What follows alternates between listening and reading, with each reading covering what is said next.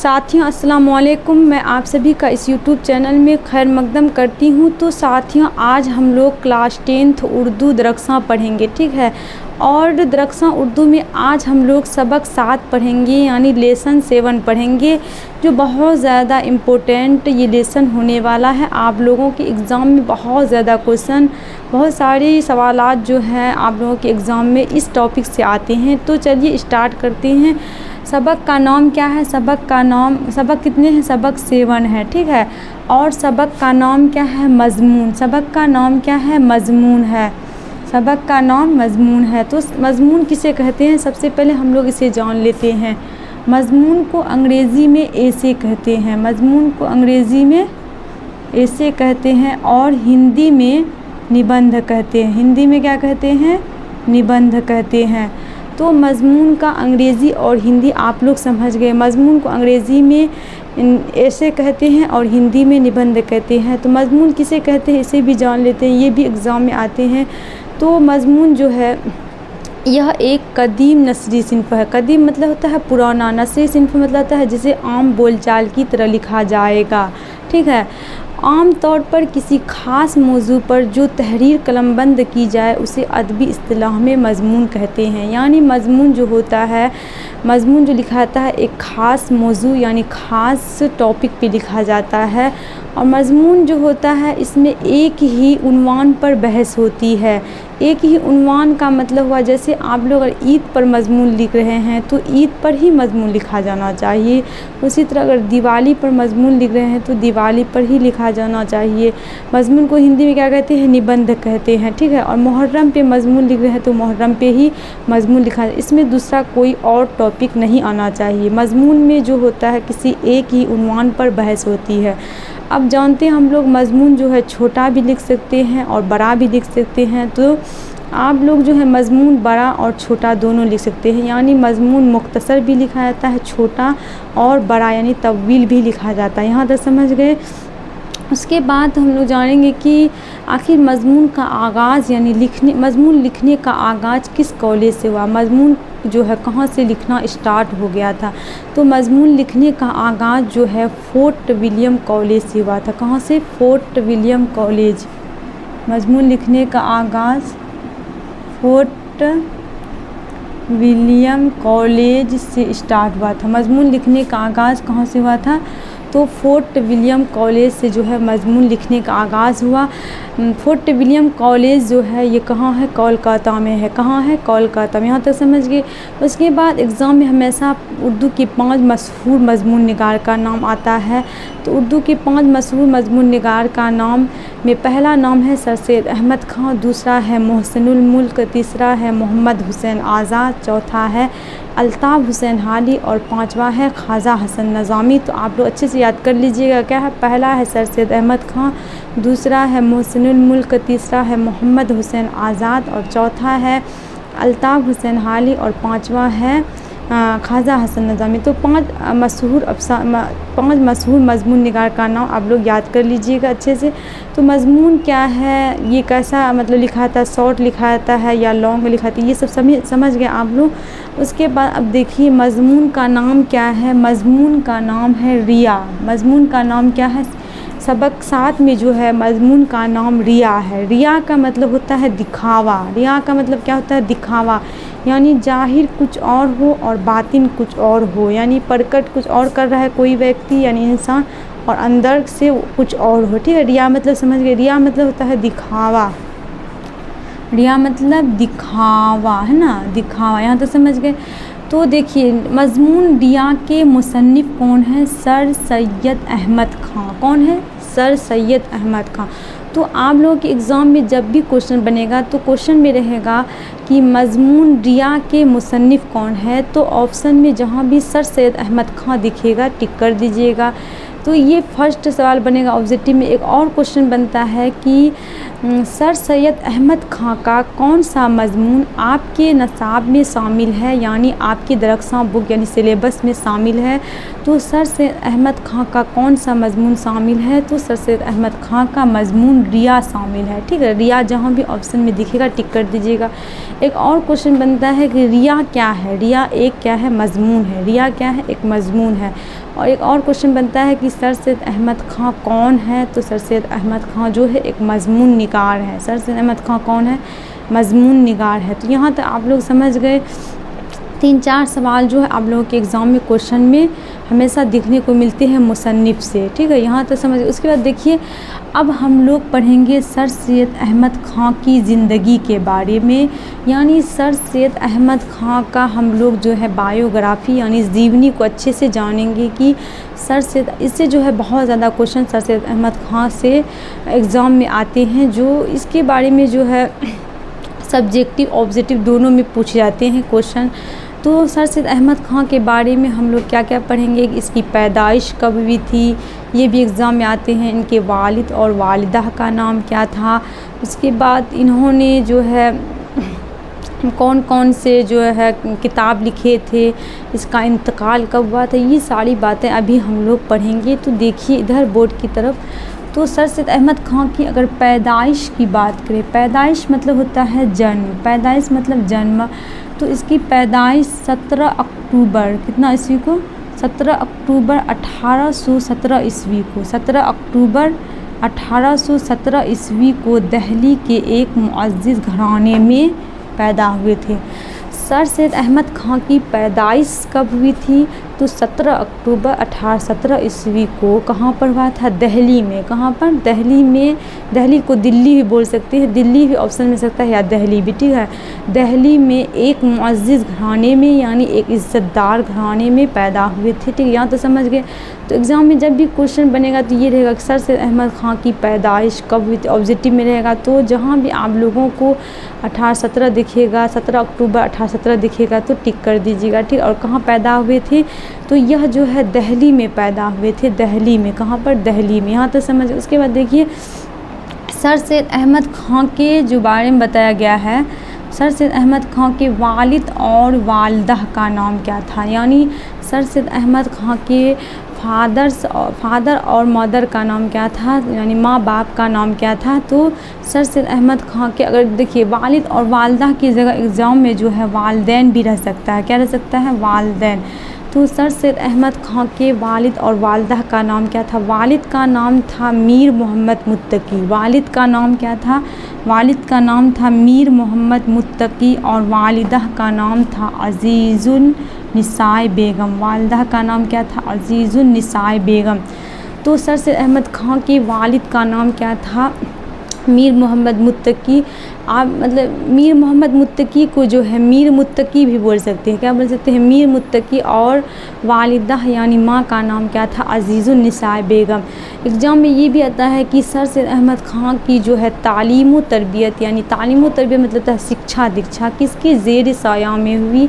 तो सर सैयद अहमद ख़ां की तालीम व तरबियत इसकी माँ यानी वालिदा का नाम क्या था, अज़ीज़ुन निसाए बेगम की ज़ेर साया में हुई। सर सैयद अहमद ख़ां की तालीम व तरबियत किसके ज़ेर साया में हुई, माँ का नाम क्या है, अज़ीज़ुन निसाए बेगम, क्या है, अज़ीज़ुन निसाए बेगम के। सर सैयद अहमद ख़ां की तालीम व तरबियत जो है वालिदा यानी माँ के ज़ेर साया में हुई, ठीक है।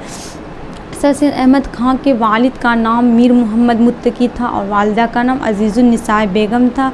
सर सैयद अहमद ख़ां की तालीम व तरबियत जो है शिक्षा दीक्षा इसकी माँ अज़ीज़ुन निसाए बेगम के ज़ेर साया में हुई, यानी इसकी माँ जो है इसको शुरुआती तालीम व तरबियत दिए कि कैसे ज़िंदगी गुजर बसर करना है, ठीक है। इस टाइप से मतलब माँ इसको आगे की तालीम दिए, ठीक है। उसके बाद देखिए गाज़ीपुर में सर सैयद अहमद ख़ां जो थे गाज़ीपुर में एक अंजुमन मतलब होता है संगठन, अंजुमन मतलब संगठन। सर सैयद अहमद ख़ां जो थे गाज़ीपुर कहाँ पढ़ते हैं, तो गाज़ीपुर जो है उत्तर प्रदेश रियासत में पढ़ते हैं। कौन से रियासत में, उत्तर प्रदेश। रियासत मतलब होता है राज्य। तो गाज़ीपुर में जो है सर सैयद अहमद ख़ां एक अंजुमन यानी संगठन बनाया था। कितने ईस्वी को बनाया था, तो 1862 ईस्वी को साइंटिफिक सोसाइटी के नाम से, किस नाम से, साइंटिफिक सोसाइटी के नाम से एक अंजुमन यानी संगठन बनाया था। ये भी एग्ज़ाम में आता है कि सर सैयद अहमद ख़ां जो थे गाज़ीपुर में कितने ईस्वी में अंजुमन साइंटिफिक सोसाइटी बनाया था, तो 1862 ईस्वी को सर सैयद अहमद खां जो थे 1862 ईस्वी को एक अंजुमन यानी संगठन बनाया था। किस नाम से बनाया था? साइंटिफिक सोसाइटी के नाम से। किस नाम से बनाया था? साइंटिफिक सोसाइटी के नाम से। उसके बाद देखिए सर सैयद अहमद खां जो है 1869 ईस्वी को, कितने ईस्वी को? 1869 ईस्वी को इंग्लिस्तान चले गए थे। सर सैयद अहमद खां जो थे 1862 ईस्वी को गाजीपुर में जो है एक अंजुमन साइंटिफिक सोसाइटी के नाम से बना दिए। उसके बाद जो है वो 1869 ईस्वी को, कितने ईस्वी को? 1869 ईस्वी को कहाँ चले गए थे? इंग्लिस्तान। इंग्लिस्तान मतलब होता है इंग्लैंड। इंग्लिस्तान मतलब क्या होता है? इंग्लैंड। इंग्लिस्तान यानी इंग्लैंड चले गए थे। सर सैयद अहमद खां जो थे 1869 ईस्वी को कहाँ चले गए? इंग्लैंड चले गए। अब देखिए इंग्लैंड से जब वो वापस आए तो क्या किए? एक रिसाला जारी किए। क्या? रिसाला मतलब होता है पत्रिका, और वह रिसाला का नाम क्या है? तहज़ीबुल इख़लाक़। तहज़ीबुल इख़लाक़ नाम से एक रिसाला जारी किए इंग्लैंड से वापस आने के बाद। तो देखिए रिसाला मतलब होता है पत्रिका, रिसाला मतलब पत्रिका। इन्होंने किस नाम से जारी किया था? तहज़ीबुल इख़लाक़ नाम से एक रिसाला जारी किया, जिसका नाम क्या है? रिसाला का नाम क्या है? तहज़ीबुल इख़लाक़। इंग्लैंड से जब वो वापस आए तब उसके बाद एक रिसाला जारी किया जिसका नाम है तहज़ीबुल इख़लाक़। तो एग्ज़ाम में आएगा कि सर सैयद अहमद खां के रिसाला का नाम क्या है? तो सर सैयद अहमद खां के रिसाला का नाम तहज़ीबुल इख़लाक़ है, यानी पत्रिका का नाम। इसमें जो है इस रिसाला में जो है मज़हबी, समाजी, अदबी मज़ामीन शाये हुए थे। कौन कौन से मज़ामीन शाये हुए? तो सर सैयद अहमद खां जो रिसाला जारी किए थे तहज़ीबुल इख़लाक़, इस तहज़ीबुल इख़लाक़ में जो है समाजी, अदबी और तहज़ीबी मज़ामीन शाये हुए थे। ठीक है, तहज़ीब मज़मून यानी मज़मून की जमा क्या है? मज़ामीन। ठीक है, बहुत सारे मज़ामीन शाये हुए थे इस रिसाला यानी पत्रिका में। तो क्वेश्चन जब भी बने एग्ज़ाम में रहेगा कि तहज़ीबुल इख़लाक़ जो है किसका रिसाला है? तो सर सैयद अहमद खां का रिसाला है। किसका है? सर सैयद अहमद खां का रिसाला है।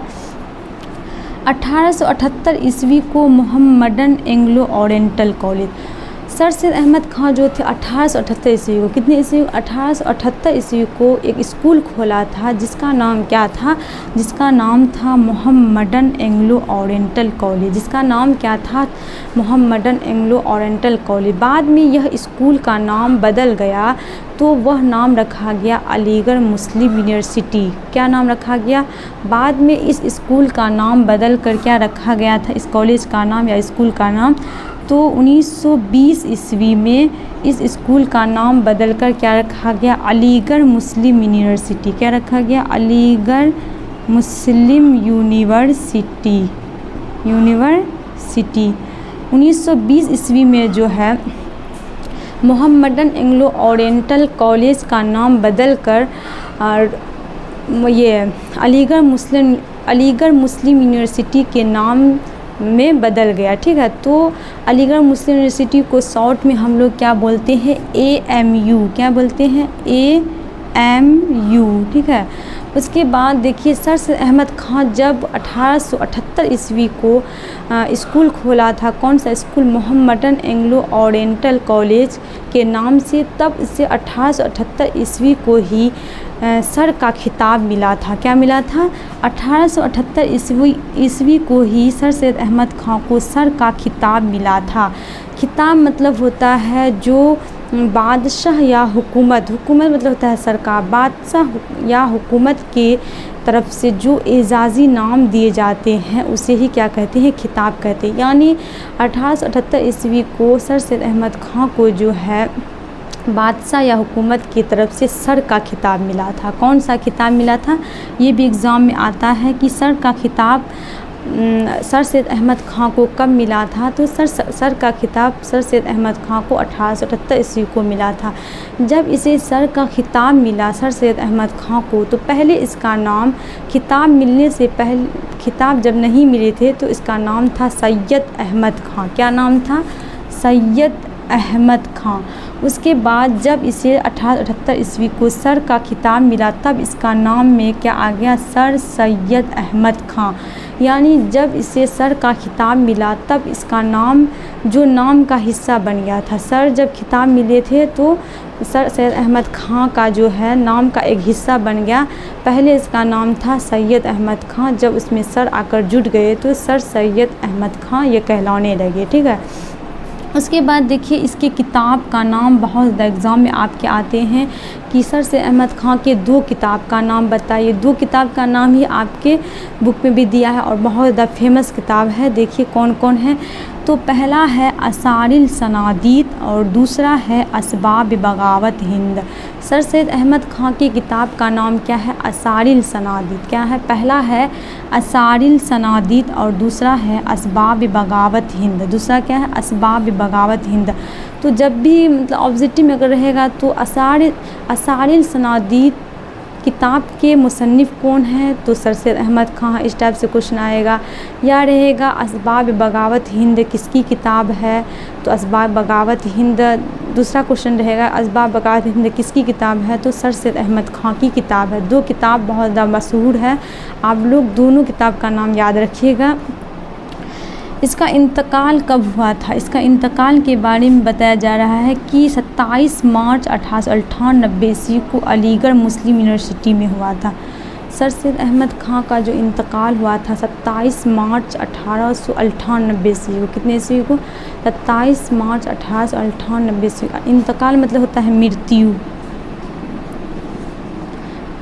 सर सैयद अहमद ख़ान का इंतकाल जो है 27 मार्च 1898 ईस्वी को अलीगढ़ में हुआ था। कहाँ पर हुआ था, अलीगढ़ में हुआ था। अलीगढ़ कहाँ है, उत्तर प्रदेश में है। जब इसका इंतकाल अलीगढ़ में हुआ तो इसे अलीगढ़ मुस्लिम यूनिवर्सिटी में ही दफन किया गया, यानी दफन का होता है जमा मदफून। ठीक है, तो सर सैयद अहमद ख़ान का इंतकाल 27 मार्च 1898 ईस्वी को अलीगढ़ में हुआ था और इसे अलीगढ़ मुस्लिम यूनिवर्सिटी में दफन किया गया। क्योंकि अलीगढ़ मुस्लिम यूनिवर्सिटी के बानी कौन थे, यानी निर्माता कौन थे, तो सर सैयद अहमद ख़ान थे, इसलिए इसे अलीगढ़ मुस्लिम यूनिवर्सिटी में ही दफन किया गया। तो सर सैयद अहमद ख़ान का अगर हम लोग देखेंगे कि ये कितने साल तक इस दुनिया में रहे, तो ये 80 साल तक, कितने साल तक, सर सैयद अहमद ख़ान 80 साल तक ज़िंदगी गुजारे दुनिया में। ठीक, 80 साल के बाद इसका इंतकाल हो गया। कब इंतकाल हुआ, 27 मार्च 1898 ईस्वी को।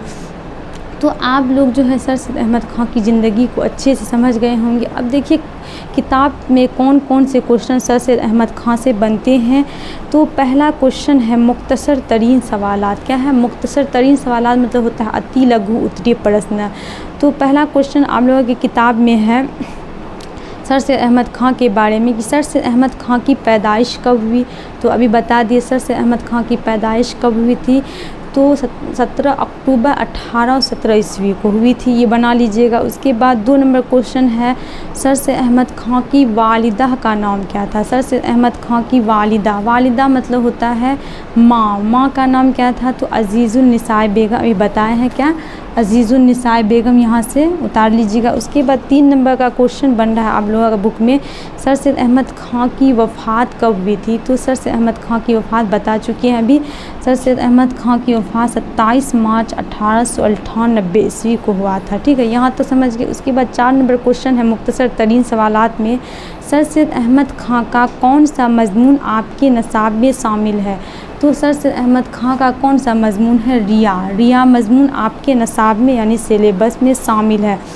अब फिर देखिए मुख्तसर तरीन सवालात में 4 क्वेश्चन थे, चारों का जवाब हम लोग जान लिए। उसके बाद है मुख्तसर सवालात लघु उत्तरीय प्रश्न में पहला नंबर क्वेश्चन बन रहा है, बुक खोलिए। ठीक है, बुक पेज नंबर 56 को देखिए। ठीक है, तो मुख्तसर सवालात में पहला नंबर क्वेश्चन है सर सैयद की ज़िंदगी के बारे में 5 जुमले में लिखिए। तो सर सैयद की ज़िंदगी के बारे में 5 जुमला आप लोग कैसे लिखिएगा, तो ऐसे लिखिएगा कि सर सैयद अहमद ख़ान की ज़िंदगी के बारे में 5 जुमलों में मुंदरजा झेल है, मुंदरजा झेल लिख दीजिएगा।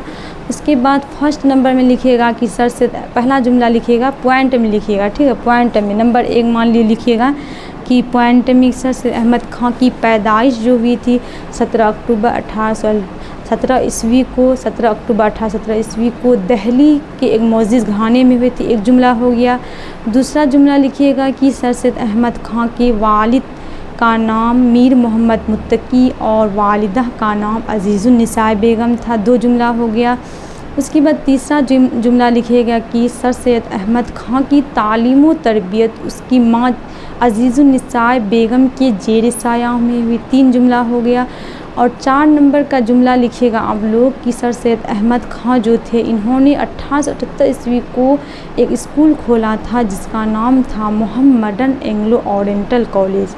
5 जुमला में लास्ट का जुमला लिखिएगा, यानी 5वां जुमला, सर सैयद अहमद ख़ान का इंतकाल जो है 27 मार्च 1898 ईस्वी को अलीगढ़ में हुआ था और इसे अलीगढ़ मुस्लिम यूनिवर्सिटी में दफन किया गया। तो आप लोग जो है मुख्तसर सवालात में जो है पहला नंबर क्वेश्चन भी बना लिए। उसके बाद दूसरा नंबर क्वेश्चन है मुख्तसर सवालात में दर्ज झेल अल्फाज को जुमलों में इस तरह इस्तेमाल कीजिए कि जिनसे ज़ाहिर हो जाए।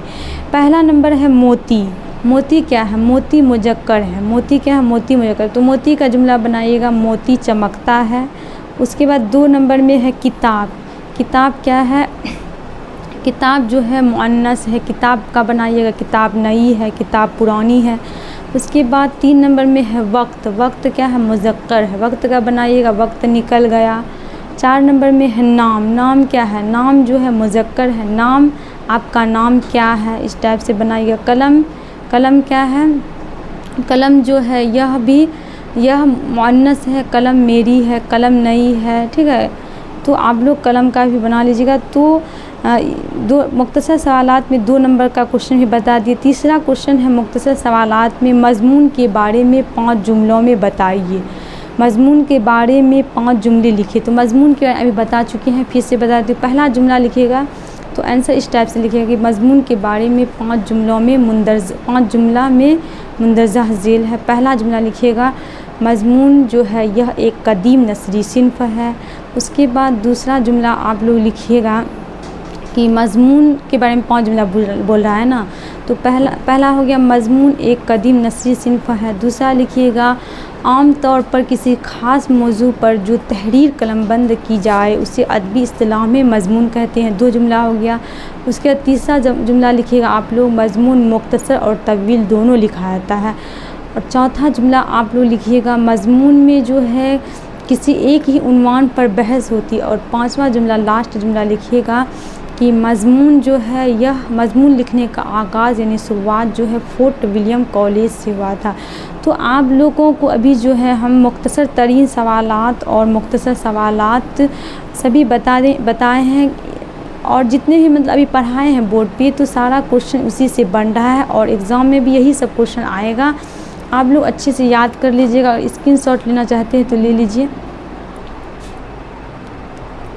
तो स्क्रीनशॉट ले लिए होंगे। साथियों, अगर वीडियो अच्छा लगा है तो लाइक ज़रूर करें और सब्सक्राइब करना ना भूलें और अपने दोस्तों को ज़्यादा से ज़्यादा शेयर करें। शुक्रिया।